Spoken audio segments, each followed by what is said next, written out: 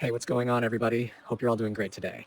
So we've got some news to talk about in the world of NHL 26, and it's one that's been flying a little under the radar, but still has people wondering what exactly changed.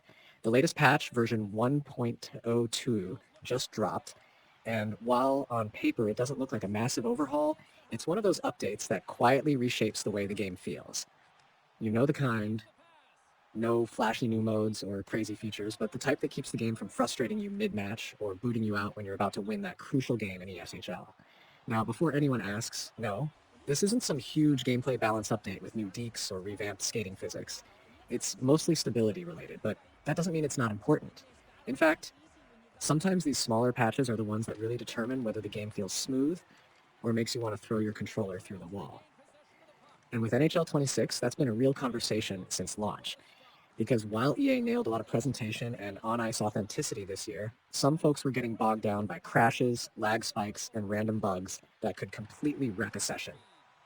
If you've been grinding modes like ESHL, Be a Pro, or even World of Chell, you've probably felt those hiccups firsthand.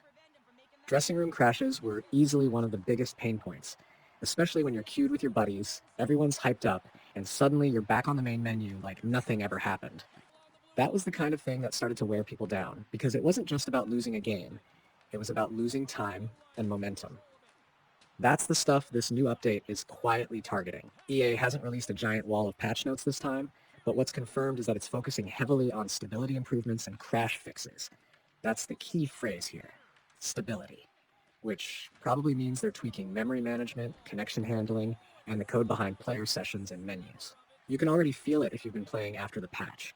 Transitions between menus seem smoother, matchmaking loads a bit faster, and that slight pause when switching between tabs or opening customization screens feels less noticeable. It's subtle, but it's there. Now, let's rewind a little bit to see how this patch fits into the bigger picture. The last few updates before this were pretty interesting. Patch 1.1.1 from September 15th was where EA started cleaning things up, dealing with some annoying Be a Pro bugs, and even adjusting how idle time worked in World of Chell to keep people from just standing around AFK.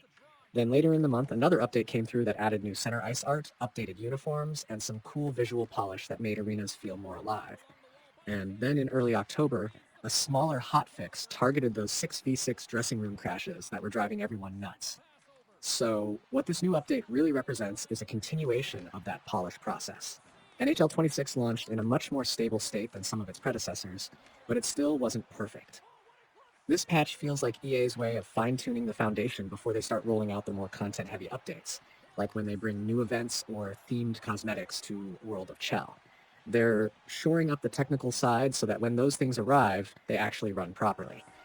If you're someone who mainly plays Be a Pro or franchise mode, you might not notice dramatic gameplay differences, but what you will notice is smoother simulation speed, less hitching during cutscenes, and fewer cases where the game just seems to hang for no reason when saving or loading. That's all part of stability tuning. It's the type of work that doesn't always get attention because there's no immediate wow factor. But trust me, if you've been deep in a playoff run or managing a stacked roster, you'll appreciate that extra bit of reliability. What's also interesting here is how the timing of this patch aligns with what EA typically does before a content drop. Around mid-October every year, they push one of these maintenance-style updates to clean house before adding new seasonal content or limited-time events. So it's not a stretch to think this is setting the stage for something a little bigger in the coming weeks. Maybe a Halloween-themed Chell event or a new set of community challenges. EA likes to sneak those in once they've stabilized things, so keep an eye out. I've seen a lot of players online wondering why EA doesn't just spell everything out in the patch notes, but this is actually common practice for stability updates. They don't usually detail the nitty-gritty technical stuff like fixed an issue with memory leaks in the matchmaking subsystem or adjusted thread synchronization for session management because it's too in the weeds for most players. But based on how the game behaves now, you can tell they've definitely touched that layer of the engine. You might also notice that load times have improved slightly. Not drastically, but enough to where getting into matches feels less sluggish, especially on next-gen consoles. On PS5 and Xbox Series XS, that could be thanks to better optimization with the SSD streaming. EA's Frostbite engine, which NHL 26 runs on, is capable of super fast asset streaming, but when things get messy under the hood, like with corrupted caches or network handshakes, it can slow everything down. This update seems to have cleaned some of that up. And yeah, I know some of you are thinking, that's great and all, but what about the actual gameplay? The short answer is, This patch didn't really change the gameplay. No tweaks to hitting physics, no changes to goalie AI, and no updates to how deflections or rebounds work. The gameplay tuning usually comes in separate updates, typically every 4 to 6 weeks. This one's purely about keeping the game running smoothly. But honestly, that's not a bad thing right now. The gameplay in NHL 26 has been one of the more balanced in recent memory, especially when it comes to puck pickups and passing responsiveness. What's worth mentioning, though, is how much smoother online play feels in general. I've seen players say that ping fluctuations aren't as noticeable post-update, and that desyncs are less common when playing in cross-play lobbies. If that holds true, it could mean EA made some silent improvements to matchmaking and server routing. They won't list that publicly, but you can definitely feel it when matches stay consistent, even when someone in your group has a slightly weaker connection. One of the best signs of this patch working is how the dressing room issue seems to have finally calmed down.